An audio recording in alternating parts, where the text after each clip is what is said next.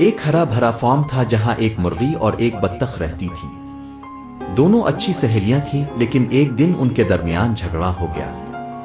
مرغی نے کہا، میں سب سے زیادہ انڈے دیتی ہوں، اس لیے میں سب سے زیادہ کام کی ہوں۔ بطخ ہنس کر بولی، اور میں تو تیر بھی سکتی ہوں، پانی میں بھی کام آتی ہوں۔ دونوں ایک دوسرے کو نیچا دکھانے لگے۔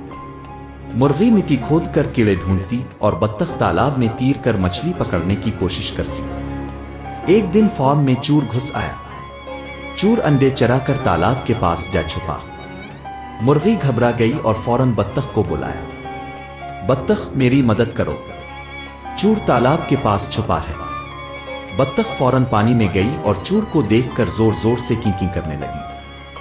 فارم کا مالک دوڑ کر آیا اور چور کو پکڑ لیا۔ مرغی شرمندہ ہو کر بولی، بطخ، تم نے میری مدد کی، میں اکیلی یہ کام نہیں کر سکتی تھی۔ بطخ مسکرا کر بولی، دوستی کا مطلب ہی یہی ہے، ایک دوسرے کی مدد کرنا۔ اس دن کے بعد مرغی اور بطخ نے کبھی جھگڑا نہیں کیا۔ دونوں ہر کام مل کر کرتی اور فارم کے سب جانور ان کی دوستی کی مثال دیتے۔ ہر کسی کے پاس الگ صلاحیت ہوتی ہے، مل جل کر کام کرنا ہی اصل طاقت ہے۔